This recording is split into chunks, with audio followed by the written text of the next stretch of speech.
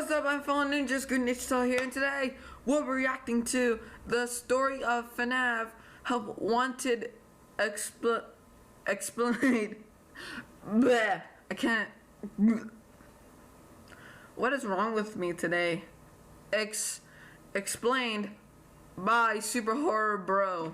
Now, this came out, I do not know. It came out, like a week ago or something, or a couple of days ago. I don't really remember, so I hope you enjoy it. Yes, it is summer vacation. Well, for most of people, I think. For most of you, it's probably summer vacation. For me, yep, it's summer vacation for me. Yay, no more school. Hooray. That means no more homework, no more schoolwork, and no more getting stressed out about doing it. Alright. So anyways, guys, the original videos will be in the link in the description. Make sure to go subscribe to SuperHorrorBro if you haven't already. With that being said, let's begin. Hey guys, SuperHorrorBro Mike here, and in today's video we take a look at the story behind Five Nights at Freddy's Help Wanted, the mysterious cassette tape recordings, and the strange anomaly found within the game after unlocking these recordings, known as Spring Bonnie in the game files and often referred to as Glitch Trap by the FNAF community. Who is this mysterious character and what does it want? Watch on to find out, or at least hear my interpretation of events. After all, with no real information from series creator Scott Cawthon, it is once again up to theorists and fans to come to their own conclusions. So let's assess all information logically and see if we can crack the proverbial code. Let's start with the basics. There are 16 tapes to collect throughout Help Wanted, and with each tape collected, Spring Bonnie or Glitch Trap moves closer to the player and becomes more whole. Almost as if the tapes are rebuilding him. I would love to play Help Wanted even though bleh, I cannot speak. I do not have a VR set. Because I do have a PS4, but I don't have the VR set for it, and I don't have the game, which sucks. So his code, which we find out is exactly the case when listening to tape 15. I had created a series of logs for you documenting the troubled development of this VR game that you're now testing. Now I fear that those logs are being used as a Trojan horse. This thing exists within the game and attached itself to Tape Girl's recordings.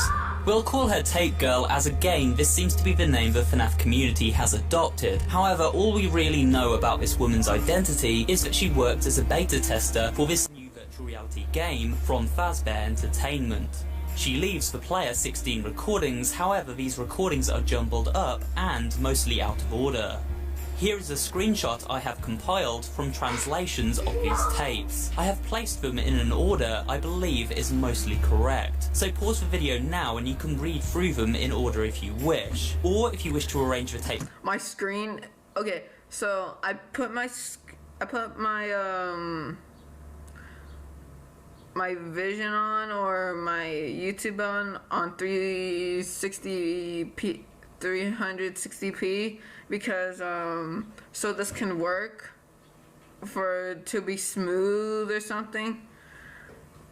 So yeah, so the video can be smooth and I cannot read this. So it's yourself. Here is that order. Tape 1, 4, 6, 9, 5, 7, 8, 3, 13, 10, 2, 11, 12, 14, 15, 16. I hope this helps you understand the story a little more clearly. Here is what I believe the story behind FNAF Help Wanted actually is, at least in broad strokes.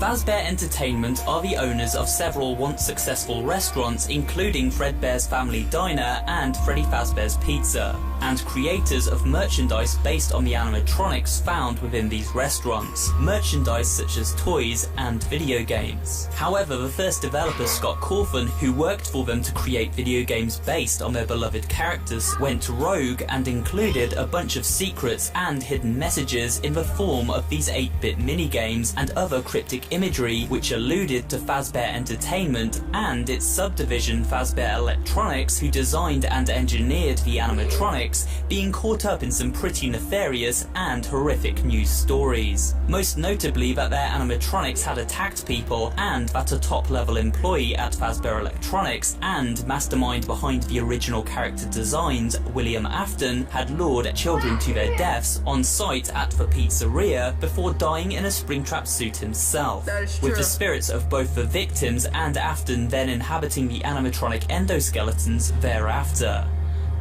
Fazbear Entertainment made this VR game to cover up and damage control against Cawthon's rogue FNAF game series and try to clear their name. Help Wanted's narrator references 2 points many times throughout the game. Firstly, that Fazbear Entertainment has been misrepresented, and most negative press associated with them comes from damage done by this rogue developer. And while it's true that some stories associated with our name were loosely based on actual events, the majority of them were total fabrications from the mind of a complete lunatic. Lawsuits pending.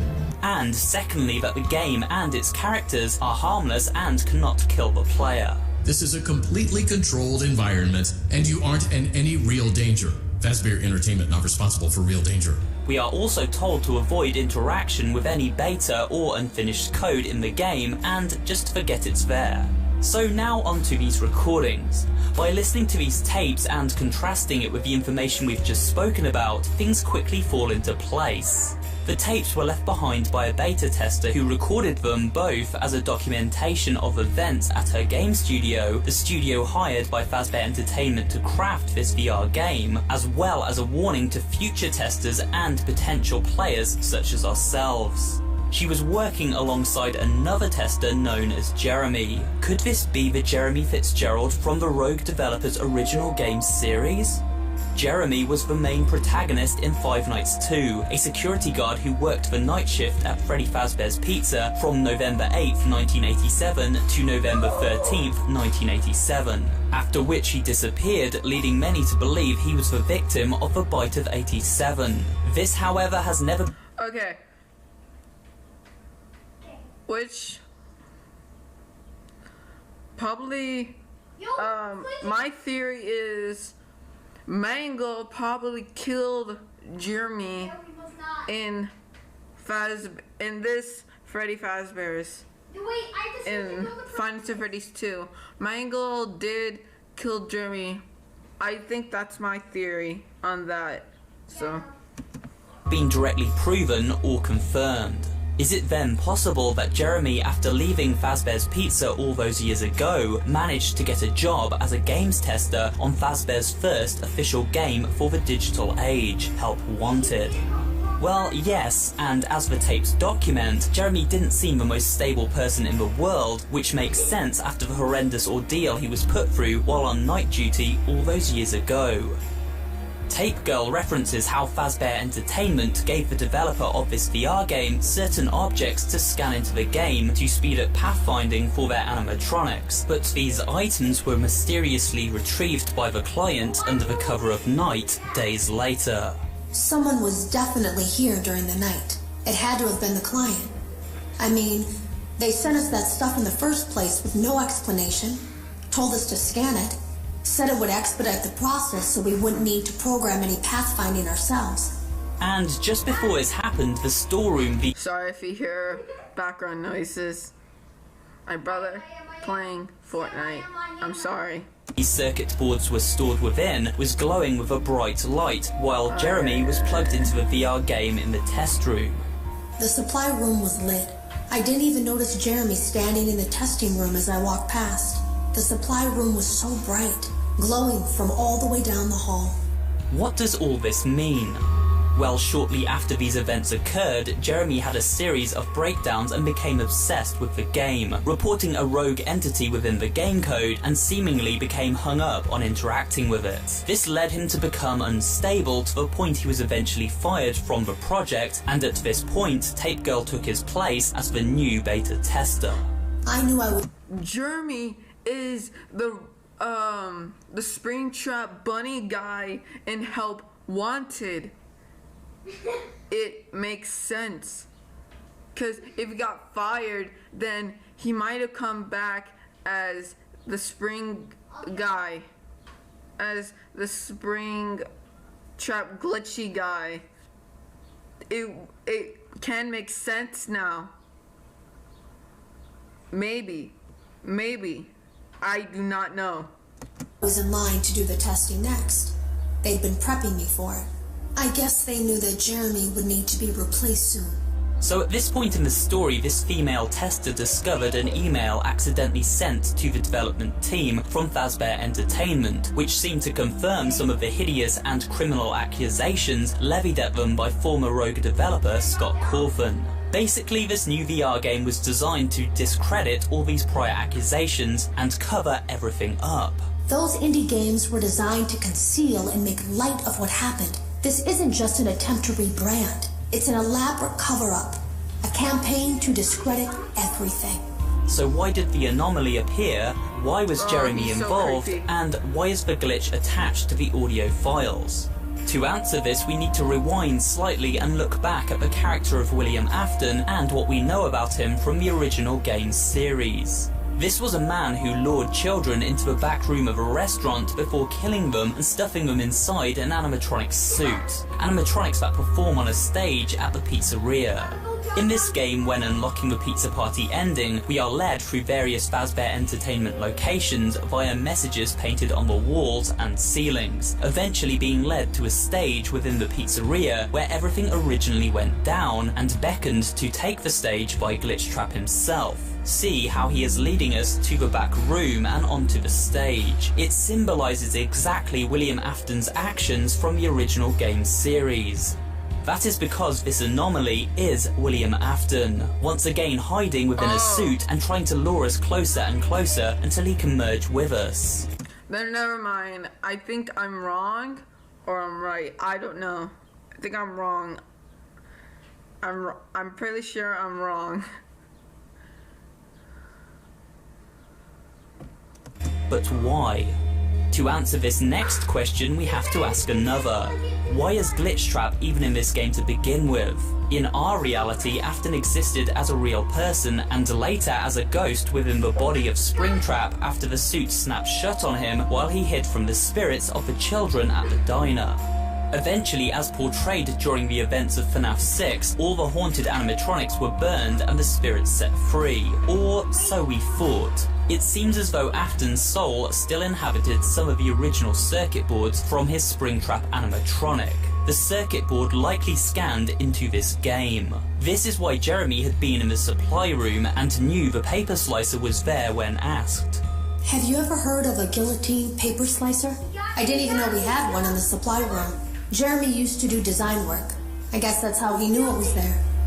Jeremy was trying to contain Afton's soul within the game as a ghost in the machine. I suppose the thinking here was that by scanning Afton's circuit board and placing it into the game, a dangerous spirit could be trapped in digital code and removed from reality, effectively trapping Afton in a digital prison for eternity, and Fazbear would see this as a way to scrub all record of him from existence and prevent him from ever causing their brand damage again.